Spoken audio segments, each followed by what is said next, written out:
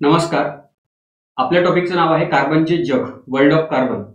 भरपूर प्रश्न एमपीएससी विचारतात, कारण हा कार्बन आहेच असा जो बाकी एलिमेंट जे आपल्या पिरियोडिक टेबलमध्ये जेवढे काही एलिमेंट आहेत ना, हा कार्बनला वेगळं करा आणि बाकी सगळेच्या सगळे 117 बाकी एका बाजूला आणि कार्बन एका बाजूला, एवढे मॉलिक्यूल बनवतो कार्बन. कार्बनकडे एक वेगळी पॉवर आहे, वेगळी शक्ती आहे, ज्याचा अभ्यास आपण या चॅप्टरमध्ये करणारच आहोत. परंतु कार्बनचं महत्व तुम्हाला सांगतो की का बरं एवढा महत्वाचा असतो. 11वी-12वी मध्ये ज्यांचं सायन्स होतं ना, त्यांना माहित असेल की केमिस्ट्रीचे ना 2 भाग आहेत, एक ऑर्गॅनिक केमिस्ट्री, एक इनऑर्गॅनिक केमिस्ट्री. त्या ऑर्गॅनिक केमिस्ट्रीमध्ये या कार्बनचाच अभ्यास केला जातो, कार्बन आणि हायड्रोजनचा. कार्बन हायड्रोजनला मिळून हायड्रोकार्बन्स म्हणतात त्यांना. तर हायड्रोकार्बन्सचा अभ्यास ज्याच्यामध्ये केला जातो त्याला ऑर्गॅनिक केमिस्ट्री म्हणतात. 11वी-12वी वाल्यांना वेगळं पुस्तकच होतं, आपल्याला एवढं डिटेलमध्ये करायचं नाहीये. तरी पण आपल्याला जी मेन गोष्टी आहेत त्या समजून घ्यायच्यात, कारण प्रश्न सुद्धा अशाच वरवरतीच विचारलेले आहेत. प्रश्न एकदम काही डीप मध्ये हार्ड प्रश्न विचारलेले नाहीये. सुरुवात करूया आपण. बघा आता या फोटोमध्ये पहा, कार्बनचा ऑटोमिक नंबर काय असतो? 6 ऑटोमिक नंबर आहे, म्हणजे त्याच्यामध्ये प्रोटॉन 6 आहेत. ठीक आहे, त्याच्या न्यूक्लियसमध्ये 6 प्रोटॉन असतात आणि 6 न्यूट्रॉन असतात, आणि त्याच्या अवतीभोवती 6 इलेक्ट्रॉन फिरत असतात. पहिल्या कक्षेमध्ये 2 इलेक्ट्रॉन फिरतात आणि दुसऱ्या कक्षेमध्ये 4 इलेक्ट्रॉन फिरतात. ठीक आहे, हे नॉर्मल त्याचं जे मेन इन्फॉर्मेशन आहे ती हीच आहे. ठीक आहे, कारण त्याचा सिम्बॉल, कार्बनचा सिम्बॉल C, ऑटोमिक नंबर त्याचा 6 असतो आणि त्याचं वजन, ऑटोमिक मास हे किती असते? 12 AMU किंवा U. ठीक आहे, आता बघा, आता थोडं कार्बनला आपण समजत जाऊया. आता कार्बनची आयसोटोप्स आहे. आयसोटोप्स म्हणजे कसं काय, तर त्यांचा ऑटोमिक नंबर सारखा असतो, परंतु त्यांचं जे वजन, वस्तुमान जे असते ना, ते फरक असते त्याच्यामध्ये. का बरं फरक असतो? कारण न्यूट्रॉनची संख्या ना, त्यांच्या कार्बनमध्येच न्यूट्रॉनची संख्या थोडीफार कमी जास्त असते. ठीक आहे, जसं आता उदाहरणासाठी कार्बन 12 का बरं म्हणतात त्याला? कारण कार्बनचं वजन 12 असते, त्याच्यामुळे कार्बन 12. याच्यामध्ये 6 प्रोटॉन असतात आणि 6 न्यूट्रॉन असतात. ठीक आहे, नॉर्मल कार्बनमध्ये एवढं असते, 6 प्रोटॉन, 6 न्यूट्रॉन आणि 6 इलेक्ट्रॉन अवतीभोवती फिरतात. त्याला आपण आपला नॉर्मल कार्बन म्हणत असतो. कधी कधी काय होते, हे न्यूट्रॉनची संख्या ना जास्त असते, एक आणि जास्त असते, म्हणजे 6 प्रोटॉन तर असतात, परंतु न्यूट्रॉन जे असतात ना, तर ते 6 असतात. प्रोटॉन 6 असतात आणि न्यूट्रॉन 7 असतात. हे इथे चुकीचं लिहिलेलं आहे. प्रोटॉन बरोबर 6 असतात, परंतु न्यूट्रॉन जास्त असतो एक. याला आपण कार्बन 13 म्हणतो. आणखी असते कार्बन 14, म्हणजे प्रोटॉन 6 असतात, परंतु न्यूट्रॉन जे असतात ना ते 8 असतात. आलं का लक्षात? तर हे न्यूट्रॉनची संख्या वाढल्यामुळे त्याचं वजन पण वाढते. तर याचे ऑटोमिक नंबर सारखे आहे. प्रोटॉनची संख्या इथे पण सारखी आहे 6, इथे पण 6, इथे पण 6, परंतु न्यूट्रॉनची संख्या वेगवेगळी आहे. ऑटोमिक नंबर म्हणजे प्रोटॉनचा नंबर, तर ऑटोमिक नंबर तिन्ही याच्यामध्ये सारखा असतो, परंतु वजन त्याचं वेगवेगळं असते. यांना आपण आयसोटोप्स म्हणत असतो. तर कार्बन 12, कार्बन 13, कार्बन 14 ही कार्बनची आयसोटोप्स आहेत. ठीक आहे, आता बघा, आता याच्यावरती एक नॉर्मल साधा प्रश्न आलेला होता राज्यसेवा 2020 मध्ये. तर काय प्रश्न आहे आता हा तुम्हाला थोडं आणखी सांगतो. हे जे कार्बन 12 जे असते, हे आपलं नॉर्मल वाला कार्बन, हा कार्बन 12, हा कार्बन 14 जो असतो ना, तर तो त्याचा उपयोग खूप चांगला होतो आपल्या शरीरामध्ये. आता आपण अन्न खातो म्हणजे कार्बन खातो, कार्बन हायड्रोजन खातो. आता कोणता कार्बन खातो? 12 वाला खातो की 13 वाला की 14 वाला? सगळे येतात त्याच्यामध्ये. मेजॉरिटी 99% तर हा कार्बन 12च असते, परंतु थोड्याफार प्रमाणामध्ये कार्बन 14 पण असतो. आता बघा, आपण अन्न खातो, ठीक आहे, आपल्या शरीरामधून बाहेर जरी निघालं तरी पण आपलं खाणं चालू राहते. त्याच्यामुळे कार्बन 12, कार्बन 14चं प्रमाण मरतपर्यंत तरी सारखंच असते. ठीक आहे, यांचा रेशो सारखाच असतो. म्हणजे समजा 99% कार्बन 12 आहे, तर 1% कार्बन 14 आपल्या शरीरामध्ये जात आहे. परंतु कार्बन 12 हा काही आपोआप नष्ट होत नाही, तो वर्षानुवर्ष जशाच तसा राहतो. परंतु कार्बन 14 हा रेडिओ ऍक्टिव्ह आहे. का बरं? जेव्हा न्यूक्लियसमध्ये प्रोटॉनची संख्या आणि न्यूट्रॉनची संख्या वेगवेगळी असते, 6 प्रोटॉन आणि 8 न्यूट्रॉन, जेव्हा प्रोटॉन आणि न्यूट्रॉनची संख्या वेगवेगळी असते, तर तो न्यूक्लियस ना थोडा अनस्टेबल होतो. त्याच्यामुळे त्याच्यामधून सतत प्रोटॉन न्यूट्रॉन काही ना काही बाहेर निघत राहते, अल्फा बीटा गॅमा रेज बाहेर निघत राहते. यांना रेडिओ ऍक्टिव्ह एलिमेंट म्हणतो. तर आपला कार्बन 14 जो आहे तो रेडिओ ऍक्टिव्ह असतो, काही ना काही सतत बाहेर निघत राहते. ठीक आहे, आता जोपर्यंत आपण अन्न खात आहे, जोपर्यंत आपण जिवंत आहे, तोपर्यंत कार्बन 14 आपल्या शरीरामध्ये जात आहे. परंतु जेव्हा आपण मरतो त्यावेळेस कार्बन 14 जो बाहेर निघत राहतो, परंतु मेल्यानंतर कुठं अन्न आतमध्ये जाते, त्याच्यामुळे कार्बन 14चं प्रमाण जे असतं ते शरीरामधून कमी कमी होत जाते, म्हणजे आपल्या हाडं भरपूर वेळेपर्यंत राहतात. तर हाडांमध्ये पण कार्बन 12 आणि कार्बन 14 असतो. परंतु जेवढे जास्त वर्ष जाईल तेवढे जास्त वर्ष जाईल तर कार्बन 14चं प्रमाण कमी कमी होत जाईल. तर किती प्रमाणामध्ये कार्बन उरला त्या हाडांमध्ये याच्यावरून आपण तो हाड किती वयाचा आहे हे आपण सांगू शकतो. म्हणून बघा, पुरातत्व विभाग जे असतात ना, तर हजारो वर्ष आधीचे हाडांचा अभ्यास करतात. ते सांगतात की हे हाड एवढ्या एवढ्या हजार वर्ष आधीचं आहे, ही वस्तू एवढ्या एवढ्या लाख वर्षा आधीची आहे. का बरं, कशावरून सांगतात, तर कार्बन 14चं प्रमाण कमी झालेलं असतं. जेवढं कमी झालं असतं तेवढं ती जुनी वस्तू. याला आपण रेडिओ कार्बन डेटिंग म्हणत असतो. ठीक आहे, त्याला आपण कार्बन डेटिंग म्हणत असतो. तर प्रश्न याच्यावरतीच आलेला आहे की मृत प्राणी अथवा वनस्पती यांच्यामध्ये कार्बन 12 ते कार्बन 14 यांची गुणोत्तर बदलत असते का? हो, मृत प्राण्यामध्ये बदलत असते. कारण जेव्हा सजीव मरतो तेव्हा कार्बन 14चं प्रमाण तेवढंच राहते, परंतु कार्बन 12चं प्रमाण तेवढंच राहते, पण कार्बन 14 हा कमी कमी होत जातो, कारण तो बाहेर निघत राहतो, रेडिओ ऍक्टिव्ह होत राहते अल्फा बीटा गॅमा त्याच्यामधून. ठीक आहे, त्याच्यामुळे हे बरोबर आहे. किरणोत्सारी कार्बन 14 हा समस्थानिकाचा वापर कार्बन वयमापनामध्ये होतो, म्हणजे कार्बन डेटिंग मध्ये त्याचा वापर होतो. अगदी बरोबर आहे, पहिलं पण बरोबर, दुसरं पण बरोबर. ठीक आहे, विधान अ सत्य आणि विधान ब हे त्याची कारण मीमांसा आहे. अगदी बरोबर, पहिलं वाला ऑप्शन. आता कार्बन एवढा चमत्कारी का बरं आहे, तर त्याचा थोडक्यात आपण अभ्यास करू. बघा, कार्बन मध्ये 6 इलेक्ट्रॉन असतात. पहिल्या कक्षेमध्ये 2 इलेक्ट्रॉन आणि दुसऱ्या कक्षेमध्ये 4 इलेक्ट्रॉन. ठीक आहे, 1 2 3 आणि 4. पाहिजे किती असतात? 8 इलेक्ट्रॉन पाहिजे असतात अष्टक पूर्ण होण्यासाठी, परंतु आहे किती? 4च आहे. मग तो 4 घेणार ना, कोणाकडून तरी 4 घेणार, किंवा मग 4 देऊन दिले तर मग हे त्याचं शेवटची कक्षा कोणती? हे 2, हे पूर्ण आहे. परंतु प्रॉब्लेम असा होतो की जर त्याने 4 इलेक्ट्रॉन जर का घेतले दुसऱ्याकडून, 1 2 3 आणि 4, ते इलेक्ट्रॉनची संख्या तुलनेने खूप जास्त होईल आणि इलेक्ट्रॉनची संख्या किती होईल? ते 10, आणि प्रोटॉन किती आहे? 6च आहे. डिफरन्स खूप जास्त आहे.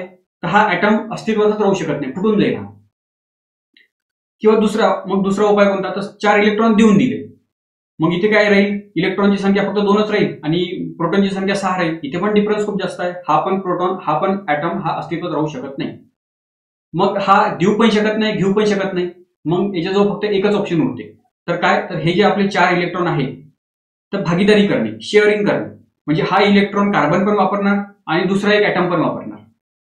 त्याच प्रकारे मग हा कार्बन दुसऱ्याचा एक इलेक्ट्रॉन पण वापरणार आणि स्वतःचा पण इलेक्ट्रॉन वापरणार. याला शेअरिंग म्हणत असतो. एक इलेक्ट्रॉन शेअर करतात, पूर्णपणे देत नाही किंवा पूर्णपणे घेत पण नाही.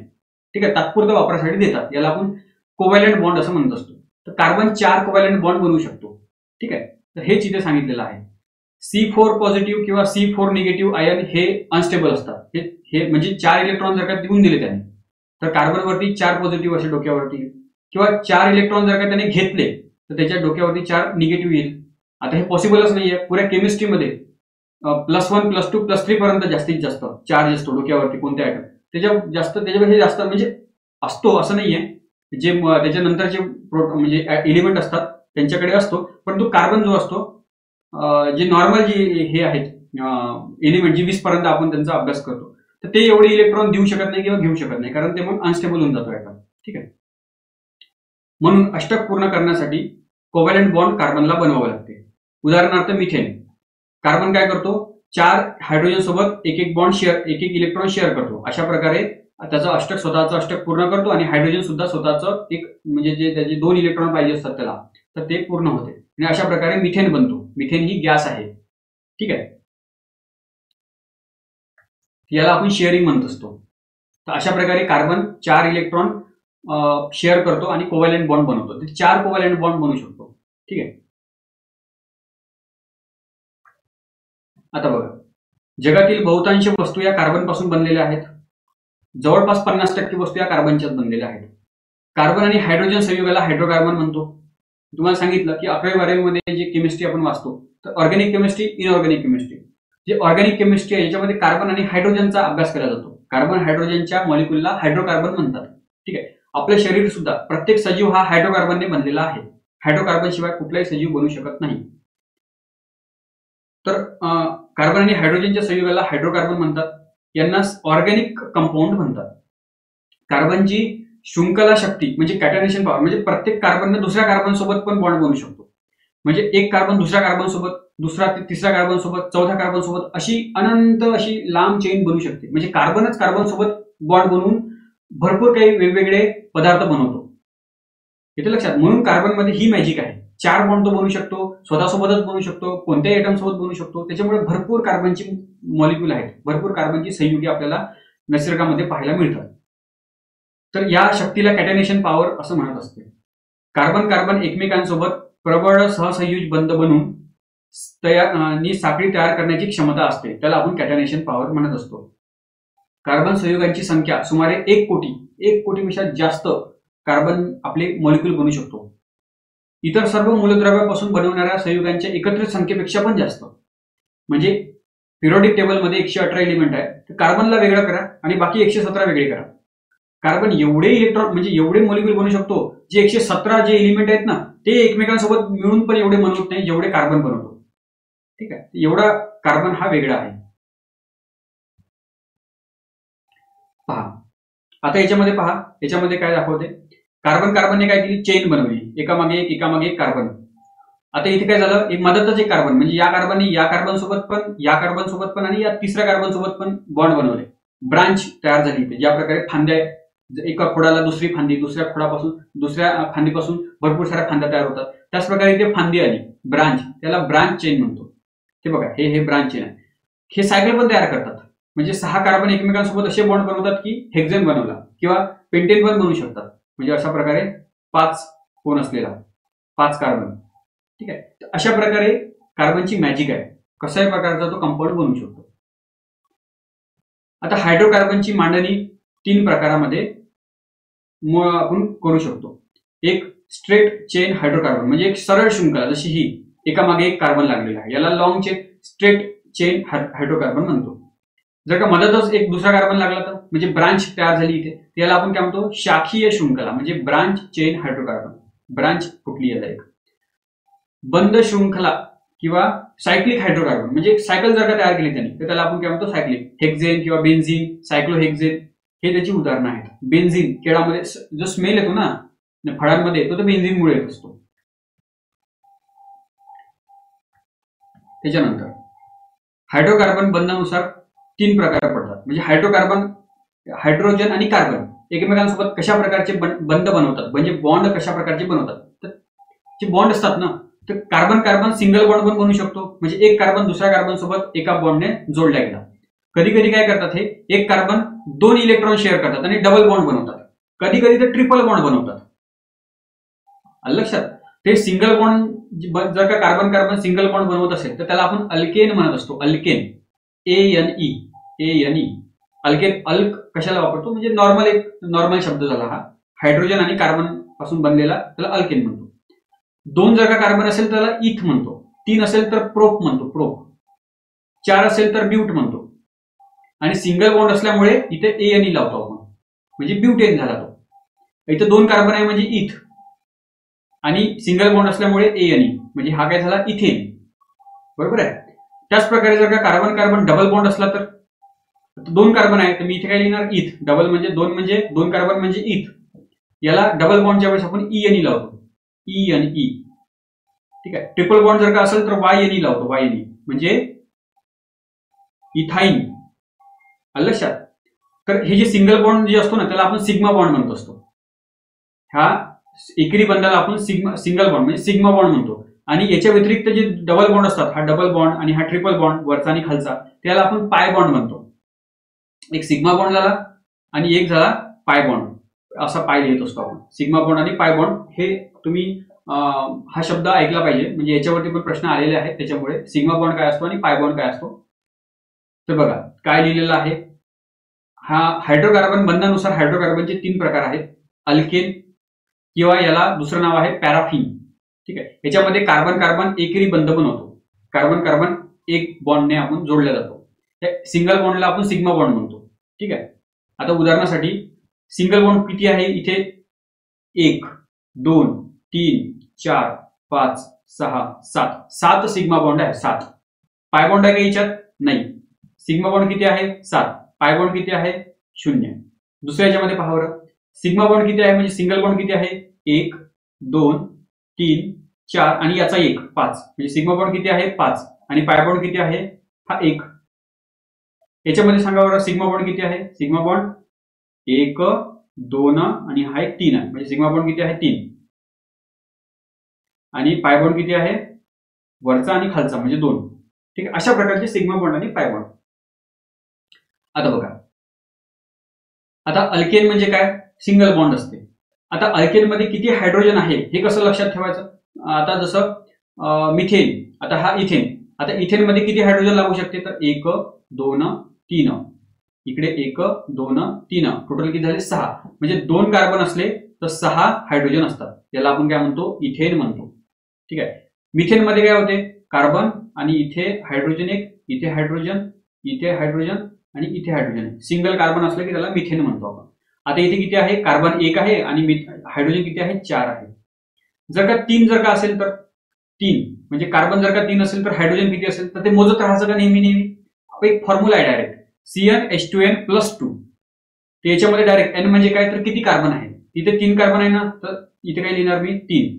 हायड्रोजन किती असणार तर फॉर्म्युल्यामध्ये 2n+2. तर कसं लिहायचं 2 गुणिले 3 2 गुणिले 3 अधिक 2 तर C3 2 गुणिले 3 किती होतात 6 6 आणि 2 किती येतात 8 म्हणजे C3H8 हा त्याचा फॉर्म्युला झाला. कशाचा प्रोपेनचा. 3 कार्बन असणं जिथे असते त्याला प्रोपेन म्हणत असतो आपण, प्रोपेन. एएनई म्हणजे काय सिंगल बॉन्ड. ठीक आहे, खरंच 8 हायड्रोजन असेल का इथे पाहू आपण. पहा मी इथे 3 कार्बन काढतो 1 2 3. आता इकडे 3 हायड्रोजन, इकडे 3 हायड्रोजन किती झाले 6 आणि वरती एक इथे आणि इथे 6 आणि 2 8 म्हणजे बरोबर 8 हायड्रोजन झाले आणि 3 कार्बन झाले. अशा प्रकारे डायरेक्ट फॉर्म्युल्याचा वापर करून आपण त्याचा मॉलिक्युलर फॉर्म्युला लिहू शकतो. ठीक आहे, त्याच प्रकारे आता अल्किन म्हणजे काय ENE म्हणजे काय तर डबल बॉन्ड, याला आपण ओलिफिन म्हणतो. सायंटिफिक नाव त्याचं ओलिफिन. कार्बन कार्बन दुहेरी बंध असते. ठीक आहे, आणि अल्काईन YNE म्हणजे काय तर ट्रिपल बॉन्ड, कार्बन कार्बन तिहेरी बंध. आता डबल बॉन्ड आणि ट्रिपल बॉन्डला आपण पाय बॉन्ड म्हणतो. ठीक आहे,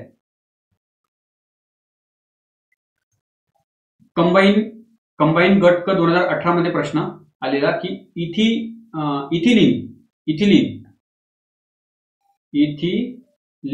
ENE म्हणजे काय सरळ सरळ इथिन, त्याला काय म्हणणार मी इथिन ENE म्हणजे काय तर डबल बॉन्ड, ENE म्हणजे काय तर डबल बॉन्ड. इथ म्हणजे काय तर 2 कार्बन असलेले म्हणजे कार्बन डबल बॉन्ड कार्बन.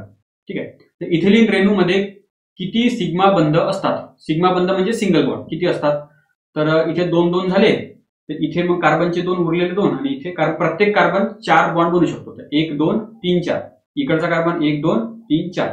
ठीक आहे, आता सिंगल बॉन्ड किती आहे हा 1 2 3 4 आणि याच्यातलं एक 5 म्हणजे 5 सिग्मा बॉन्ड आहेत. ठीक आहे, आणि पाय बॉन्ड किती आहेत, पाय बॉन्ड फक्त एकच आहे. आलं लक्षात. अशा प्रकारे कधी विचारला राज्यसेवा आपला कंबाईन गट क 2018 मध्ये विचारला प्रश्न. आता कंबाईन गट क मध्ये विचारला होता तो. आता हा कंबाईन गट ब मध्ये त्याच वर्षी गट ब मध्ये विचारलेला प्रश्न पहा. सर्वसाधारण सूत्र अल्काईन YNE चं सूत्र काय म्हणते. आता ते सूत्र राहिलं मी सांगायचं. बघा परत आपण मागे जाऊया, ते सूत्र सांगून देतो तुम्हाला, राहून गेलं. अल्केनचं सूत्र काय आहे CnH2n+2. अल्किनचं काय आहे हा जो +2 आहे तो काढून टाकायचा म्हणजे उरलं काय CnH2n. आणि अल्काईन YNE चं सूत्र काय आहे तर CnH2n-2. असं का बरं, कारण बघा ना याच्यात नाही याच्यात फरक काय आहे, 2 हायड्रोजन कमी झाले. याचे 2 हायड्रोजन कमी झाल्यानंतर ते इथिन बनलं, आणखी 2 हायड्रोजन कमी झाल्यानंतर ते इथाईन बनलं. 2 हायड्रोजन कमी होत आहे म्हणून इथे 2 ने वजा करताय. ठीक आहे,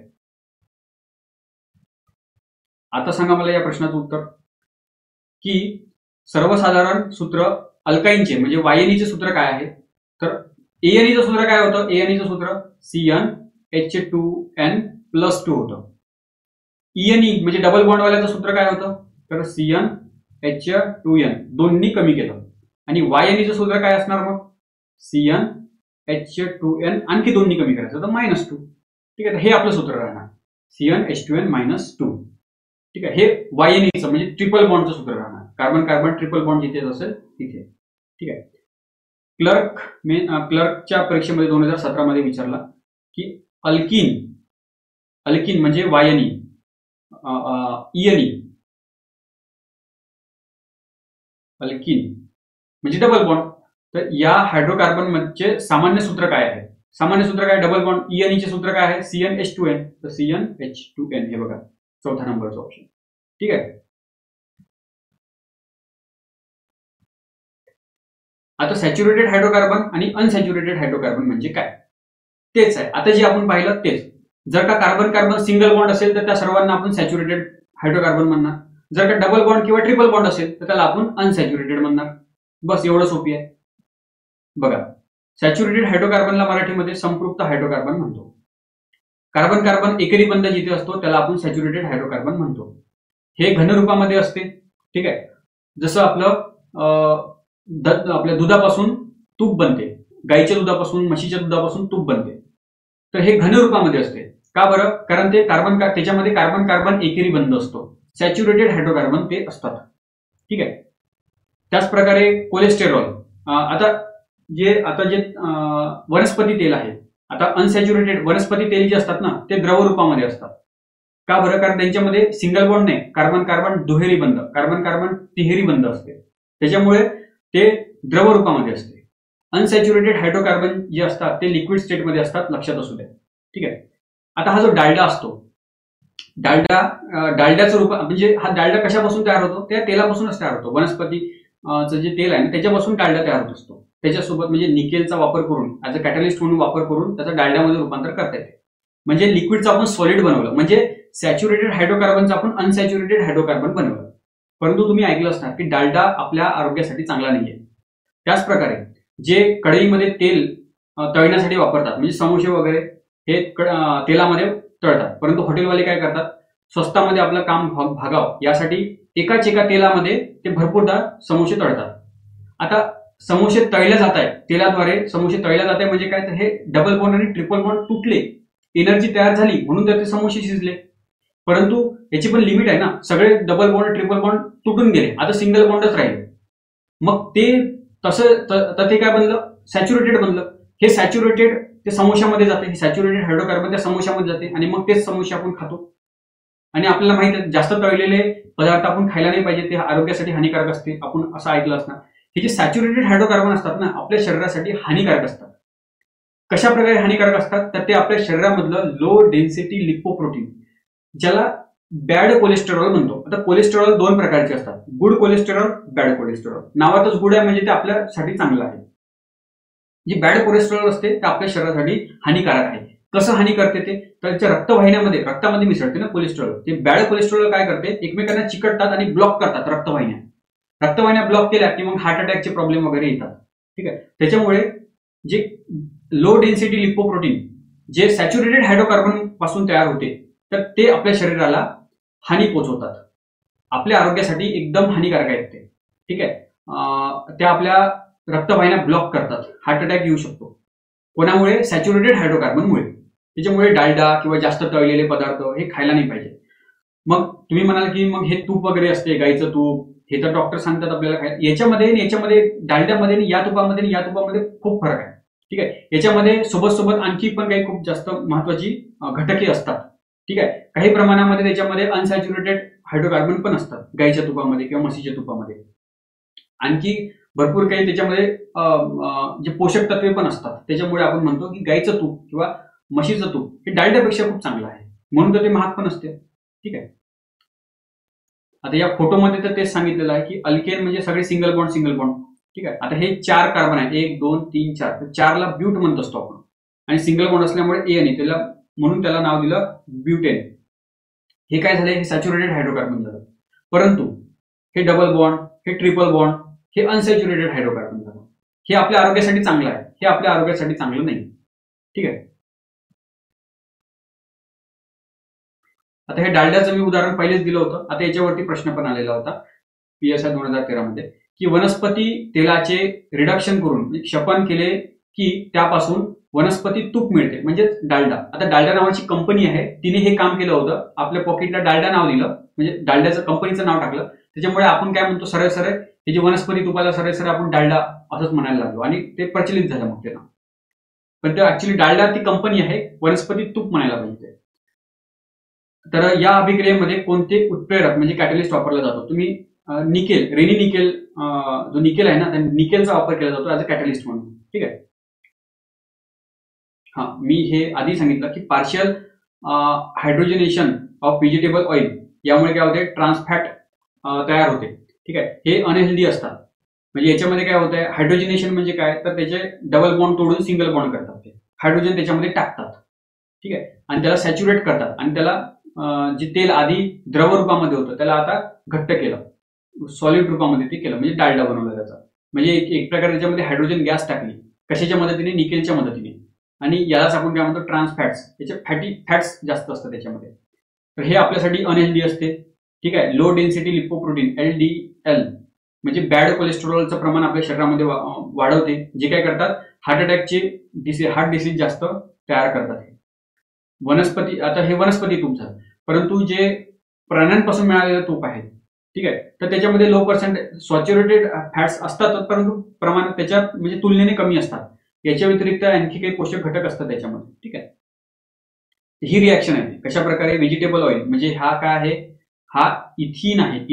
इथिन मध्ये हायड्रोजन टाकला निकेलचा वापर करून, तर ते काय बनलं, इथेन बनलं. म्हणजे हे सॅच्युरेटेड फॅट्स बनले. याला आपण वनस्पती तेल म्हणू आणि याला आपण वनस्पती तूप म्हणू. हे वनस्पती तूप आपल्या शरीरासाठी चांगलं नाही. ठीक आहे. हायड्रोकार्बनची रचना. आता फॉर्म्युल्यामध्ये जसं एक कार्बन जर का असेल त्याला आपण मिथेन म्हणतो, 2 कार्बन जर का असेल त्याला इथ म्हणतो, 3 असेल तर प्रोप, 4 असेल तर ब्यूट, 5 असेल तर पेंट, 6 असेल तर हेक्स, हेप्ट, ऑक्ट, नोनेन, डेकेन. हे अशा प्रकारे हे चालत राहते. ठीक आहे. आता सिंगल बॉन्ड असेल तर ANE म्हणतो, डबल बॉन्ड असेल तर ENE म्हणतो, ट्रिपल बॉन्ड असेल तर YNE म्हणतो. ठीक आहे. ह्या सगळ्या गोष्टी आहेत. आता याच्यामध्ये आणि याच्यामध्ये कितीचा फरक आहे बघा बरं. याच्यामध्ये कार्बन किती आहे, 1 कार्बन आहे, आणि हायड्रोजन किती आहे, 4 हायड्रोजन आहे. याच्यामध्ये बघा बरं, याच्यामध्ये कार्बन 2 आहे आणि हायड्रोजन किती आहे, 6 आहे. कितीने वाढलं, 1 कार्बन आणि हायड्रोजन 2, म्हणजे एवढ्याने वाढलेलं आहे. ठीक आहे. त्याच प्रकारे 3 कार्बन आणि किती हायड्रोजन आहे, 1 2 3 4 5 6 7 8, म्हणजे 8. आणखी 2 ने, म्हणजे आणखी CH2 ने वाढलेला आहे. म्हणजे प्रत्येक समोर जसं आपण जाऊ तसं कितीने फरक आहे, CH2 ने फरक आहे. म्हणजे कितीचं वजन, कार्बनचं वजन किती असते, 12, हायड्रोजनचं किती असते, 1, त्याचं वजन किती असते, 1, हायड्रोजन किती आहे, 2, म्हणून इथे 2 लिहितो. म्हणजे ऑटोमिक मास नंबर हा 14 ने वाढत जातो. जसं आपण मिथेनवरून इथेनवर जाऊ तर 14 ने त्याचा ऑटोमिक नंबर वाढला, इथेनवरून प्रोपेनवर जाऊ तर 14 ने त्याचा ऑटोमिक मास नंबर वाढला. त्याच प्रकारे प्रोपेनवरून ब्युटेनवरती जाऊ तर ऑटोमिक मास नंबर त्याचा आणखी 14 ने वाढणार. ऑटोमिक मास नंबर म्हणजे अणुवस्तुमानांक, त्याचं वजन. ठीक आहे. बघा, कार्बनच्या संख्येनुसार संयुगाची नावं ठेवली जातात, जसं मिथेन, इथेन, प्रोपेन, ब्युटेन. ठीक आहे. यांना आपण काय म्हणत असतो, आता त्याच्यामध्ये एक लयबद्धता आहे ना. ठीक आहे. 14 त्याचं वाढत आहे, 1 कार्बन वाढत आहे, 2 हायड्रोजन वाढत आहे. याच्यामध्ये एक रेग्युलर नियम आहे याच्यात, म्हणून याला आपण काय म्हणतो, होमोलॉगस सिरीज म्हणतो. ठीक आहे. लगतच्या 2 संयुगामध्ये 14 वस्तुमानांकाचा फरक असतो, त्यांच्या वजनामध्ये 14चा डिफरन्स असतो. जसजसं आपण समोर जाऊ त्याचा बॉइलिंग पॉईंट आणि मेल्टिंग पॉईंट हा सुद्धा बदलत जातो. लक्षात, म्हणजे त्याचा मेल्टिंग पॉईंट, बॉइलिंग पॉईंट वाढत जातो. जेवढं त्याचं वजन तेवढं जास्त त्याचा मेल्टिंग पॉईंट, बॉइलिंग पॉईंट. म्हणून बघा, हे जे मिथेन असतात हे ऑलरेडी गॅसच्या रूपामध्ये असतात. इथेन सुद्धा गॅसच्या रूपामध्ये असतो, परंतु प्रोपेन, ब्युटेन मग हळूहळू ते लिक्विड रूपामध्ये यायला लागतात. जे पेट्रोल आहे, पेट्रोलमध्ये प्रोपेन, आपलं हे जे LPG गॅस आहे, LPG गॅस. आता प्रोपेन पण ही गॅसच आहे, ब्युटेन पण ही गॅसच आहे, परंतु हळूहळू जसं आपण वर जातो तसं मग ते त्या गॅसचं रूपांतर लिक्विडमध्ये होत जाते. ठीक आहे. जी LPG असते ते LPG मध्ये प्रोपेन, ब्युटेन ही गॅस असते. जी बायोगॅस आहे त्याच्यामध्ये मिथेन असते. जी आपली नैसर्गिक वायू आहे, नॅचरल गॅस, त्याच्यामध्ये पण मिथेन असते, इथेन असते काही प्रमाणामध्ये. ठीक आहे. परंतु जे पेट्रोल डिझेल आहे त्याच्यामध्ये मग ते पेंटेन, हेक्झेन, हेप्टेन जे लिक्विड रूपामध्ये असतात तर ते असतात. पेट्रोल डिझेलमध्ये तर 100 पेक्षा जास्त हायड्रोकार्बन एकत्र येऊन ते पेट्रोल बनत असते. कोण्या एका हायड्रोकार्बनने पेट्रोल बनलेलं नाहीये, 100-150 हायड्रोकार्बन एकत्र येऊन ते पेट्रोल बनते, डिझेल बनत असते. ठीक आहे.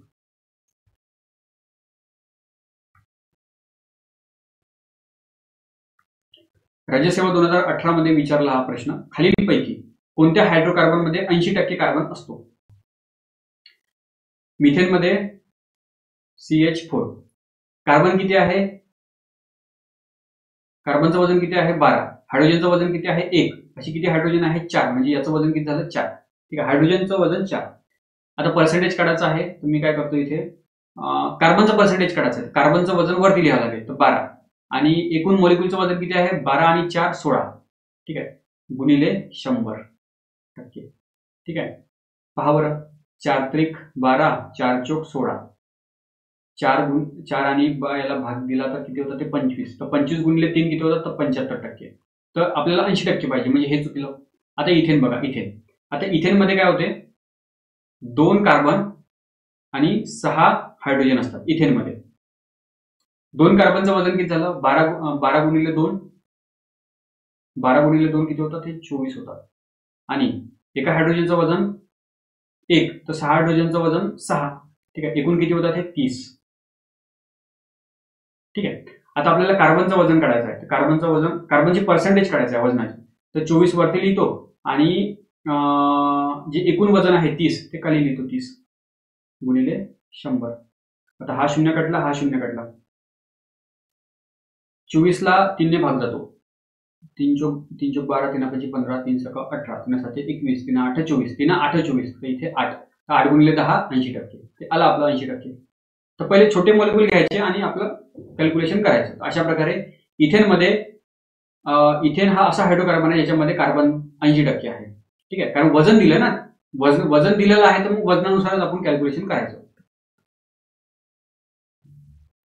बरं, बायोगॅसमध्ये काय असते? मिथेन असते मोठ्या प्रमाणामध्ये. नॅचरल गॅसमध्ये पण मिथेन, इथेन असते. ठीक आहे. लिकर जी आपली दारू आहे, दारूमध्ये इथॅनॉल असते. इथॅनॉल, आता इथॅनॉल हा लिक्विड रूपामध्ये असते, द्रव रूपामध्ये असते. आता बघा, जे खेडेगावामध्ये दारू बनवतात, घरगुती दारू बनवतात, तर याच्यामध्ये काय होते ना, मोठ्या प्रमाणामध्ये मिथॅनॉल तयार होते. मिथॅनॉल, जी इथॅनॉल आहे ते सेफ आहे, शरीरामध्ये गेली तर काही पॉइझन, परंतु मिथॅनॉल जे असते ते पॉइझन असते एक प्रकारे. ते एवढं रिएक्टिव्ह असते की शरीरामध्ये गेल्यानंतर सब रिएक्शन करायला लागतं. त्यानं माणूस मरतो, लगेच मरतो, जास्त वेळ पण नाही लागत. एक प्रकारे जसं साप डसल्यानंतर माणूस मरतो ना, त्याच प्रकारे मिथॅनॉल आतमध्ये गेलं की माणूस मरतो. आता जी एकदम कोरीवाली दारू पितात, कच्चीवाली दारू पितात, त्याचे फिल्ट्रेशन नाही, काही नाही, काही नाही, जी मोहाची देशीची दारू एकदम हाय लेवलची असते, त्याच्यामध्ये मिथॅनॉलचं प्रमाण जास्त असते. ठीक आहे, गरम गरम एकदम ताता काढलेली अनफिल्टर दारू जर का पिली, त्याच्यामध्ये मिथॅनॉलचं प्रमाण जास्त असलं की माणूस मरतो. असा भरपूरदा तुम्ही न्यूजमध्ये पण पाहिलं असणार की कच्ची दारू पिल्यामुळे याचा मृत्यू झाला म्हणून. तर त्याच्यामध्ये मिथॅनॉलचं प्रमाण असते. जी नॉर्मल जी दारू असते त्याच्यामध्ये इथॅनॉल असते, आणि इथॅनॉलने डायरेक्ट मरत नाही, ते पण एक प्रकारे विषच आहे. ठीक आहे, त्याच्यामुळे पण लिव्हर जे असते ते खराब होते शेवटी कधी ना कधी, परंतु याच्यापेक्षा सेफ आहे, भरपूर पटीने सेफ आहे. ते लिक्विडमध्ये इथॅनॉल असतो. ठीक आहे. एलपीजी, जे आपलं एलपीजी आहे त्याच्यामध्ये प्रोपेन, ब्युटेन ही जी गॅस आहे ना ती असते सोबत. आता प्रोपेन ब्युटेनला वास नसतो, स्मेल नसतो. जर का त्याच्या सिलेंडरमधून ती गॅस लीक झाली तर माहीत पण पडलं पाहिजे, म्हणून ते वास येण्यासाठी त्याच्यामध्ये इथिल मर्कॅप्टन नावाचं केमिकल टाकलं जातं, त्याचा स्मेल येतो. आता गॅसचा जो स्मेल येतो ना आपल्या सिलेंडरचा, तो नेमका प्रोपेन ब्युटेनचा नाहीये, तो याचा आहे, इथिल मर्कॅप्टनचा स्मेल येतो. कशासाठी? तर सेफ्टीसाठी टाकला जातो. त्याने काही ऊर्जा नाही मिळत आपल्याला, फक्त सेफ्टीसाठी. म्हणजे जर का सिलेंडर मधून गॅस निघाली तर स्मेल आला की आपल्याला लगेच लाईट लागली पाहिजे की नाही, लीक झालेलं आहे, सेफ्टी म्हणजे काहीतरी काय आता करावं लागेल, बटन बंद करणे किंवा काहीतरी करायचं आहे. अशा प्रकारे. नाहीतर सिलेंडर फुटलं तर मग ते पूर्ण घर उडवते. ठीक आहे. पेट्रोल डिझेलमध्ये 150 प्रकारचे हायड्रोकार्बन एकत्र करून, म्हणजे ते पेंटेन, हेक्झेन, हेप्टेन त्याच्यानंतरचे जे आहेत तर ते एकत्र करून ते पेट्रोल डिझेल बनते. आणि पेट्रोल, आता हे नॅचरल गॅस, एलपीजी गॅस किंवा पेट्रोल डिझेल हे क्रूड ऑइल पासून बनत असते, कच्च्या तेलापासून बनत असते. ठीक आहे.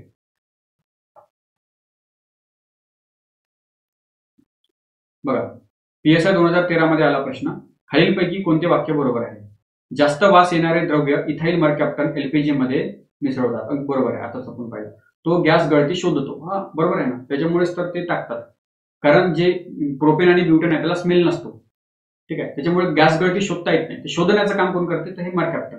ठीक आहे, आपल्याला स्मेल आला की समजून जातो की नाही लीक झालेला आहे. तर अ आणि ब दोन्ही बरोबर. त्याच्यानंतर जैववायू बायोगॅस, त्याच्यामध्ये 60% कशाचे प्रमाण असते, तर मिथेनचे प्रमाण असते.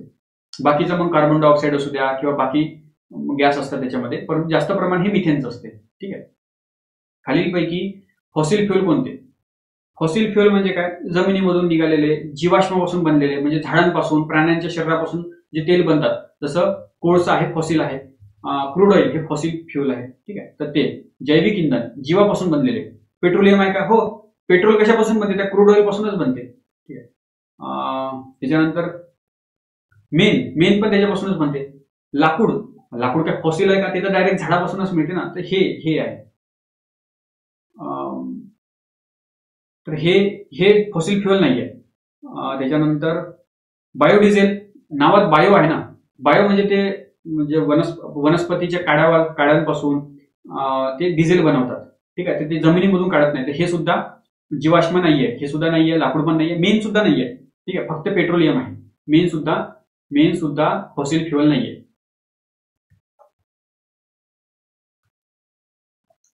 त्याच्यानंतर PSI 2014 मध्ये आलेला प्रश्न की फेनॉल हे काय आहे. बघा, हे जे फेनॉल, बेन्झिन, आता बेन्झिनला कसं दाखवतो आपण, हे असं दाखवत असतो.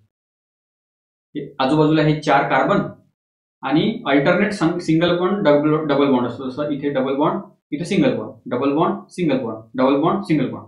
ठीक आहे, तर यालाच ना डायरेक्ट आपण असं पण दाखवतो, म्हणजे हा हेक्झेन आणि याला असं गोल करून देतो. हे काय झालं, बेन्झिन झालं. ठीक आहे, बेन्झिनला स्मेल असतो, त्याचा वास येतो. ठीक आहे, त्याच प्रकारे जर का याच्या एक हायड्रोजन रिप्लेस करून इथे OH जर का लागला, त्याला आपण फिनॉल म्हणत असतो. त्याला आपण काय म्हणतो असतो, फिनॉल म्हणत असतो. याचा पण स्मेलसाठी हे ॲरोमॅटिक म्हणजे काय, सुगंधी संयुग आहे. पहिलं ऑप्शन आहे बरोबर. ठीक आहे, राज्यसेवा 2018 मध्ये आलेला प्रश्न पहा, नैसर्गिक वायूमध्ये रिकामी जागा हे प्रमाण मुख्यत्वे असते. नैसर्गिक वायू, नॅचरल गॅसमध्ये मिथेनचं प्रमाण जास्त असते. ठीक आहे, मिथेन तिसऱ्या नंबरचा ऑप्शन. प्रोपेन आणि ब्युटेन LPG मध्ये असते. राज्यसेवा 2018 मध्ये आलेला प्रश्न की काष्टजन्य अल्कोहोल, काष्टजन्य म्हणजे एकदम कोरं, एकदम ताजी जी दारू काढतो आपण. ठीक आहे, एकदम कोरी दारू, पहिल्या धारीची दारू म्हणतो आपण, ते काष्टजन्य अल्कोहोल आहे. अल्कोहोल म्हणजे दारू. ठीक आहे, ते कोणते आहे, ते मिथेनॉल आहे. अतिशय जास्त पॉयझनस असते, अतिशय जास्त पोटात गेलं की रिएक्शन करतेच आणि मारते आपल्याला. ठीक आहे, हे मिथेनॉल आहे. इथेनॉल नाही. इथेनॉल हे जे नॉर्मल दारूमध्ये जे असते, जेवढे जास्त इथेनॉलचं प्रमाण तेवढी जास्त ते पॉवरफुल दारू असं म्हणतो. आता एखादी दारू जर का वर्षानुवर्ष साठवून ठेवली, 100 वर्ष 200 वर्ष, तर त्याच्यामधलं अल्कोहोलचं प्रमाण आपोआप वाढते, म्हणून ती दारू महाग असते. ठीक आहे, आता मिथेनॉल हे काष्टजन्य अल्कोहोल म्हणजे काय, तर हे मिथेनॉल. वूड ग्रेन अल्कोहोल म्हणजे हे मिथेनॉल. ठीक आहे, पॉयझनस असते, व्होलेटाईल असते, फ्लेमेबल असते, जळते. त्याला आग लावायला तुम्ही आग लावा, त्याला एकदम पेट्रोल सारखं जळते. शरीरामध्ये गेल्यानंतर पण तुझं जळणारच काही नाही. ठीक आहे, क्लर्क 2017 मध्ये आलेला प्रश्न, ज्याचे रेणुसूत्र C2H5OH म्हणजे हा इथेनॉल आहे. C2H5 म्हणजे इथेनॉल म्हणजे कसा, कार्बन, इकडे 3 हायड्रोजन आणि इकडे 2 हायड्रोजन आणि 1 OH. ठीक आहे, याला आपण इथेन, हा काय आहे, 2 कार्बन म्हणजे काय, इथेन, आणि ANE म्हणजे काय, सिंगल बॉन्ड. परंतु एक हायड्रोजन रिप्लेस करून काय लावला, तिथे अल्कोहोल लावला, OH लावला, म्हणजे इथं OL निघलं, म्हणून इथे झाला इथेनॉल, म्हणून तो झाला इथेनॉल. हा इथेनॉलचं सूत्र आहे. कशाचं सूत्र आहे हे, फक्त इथेनॉलचं. तर बरोबर आहे. इथिल अल्कोहोलचं पण आहे ना, याला इथिल अल्कोहोल पण म्हणणार ना, इथेन आणि अल्कोहोल, इथिल अल्कोहोल, तर हे पण बरोबर आहे. स्पिरिट पण हेच असते.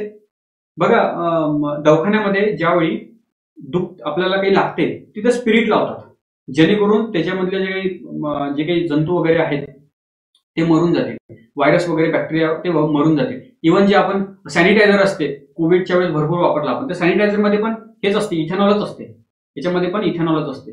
ठीक आहे, ते हे स्पिरिट पण तेच आहे, म्हणजे सगळेच आहे वरीलपैकी सर्व, म्हणून ह्या ऑप्शनकडे थोडंसं लक्ष द्यायला लागते. फ्लो मध्ये आपलं पहिलं दिसून पडते, आपण ऑप्शन टिक करून देतो, समोर जातो, असं नाही, सगळे ऑप्शन एकदा लक्ष द्यायचं. ठीक आहे, वरील सर्व पाहिल्यानंतर लाईट लागला माझ्या डोक्यात पण, तर म्हणून हे खालचे वाचायला लागलो आणि मग ते समजलं. ठीक आहे, पहा त्याच्यानंतर जाऊ. आता कार्बनची ॲलोट्रॉप्स अपुरूपे, तर हे आपण दुसऱ्या व्हिडिओमध्ये पाहू. ठीक आहे, तोपर्यंत इथेच थांबवू. धन्यवाद.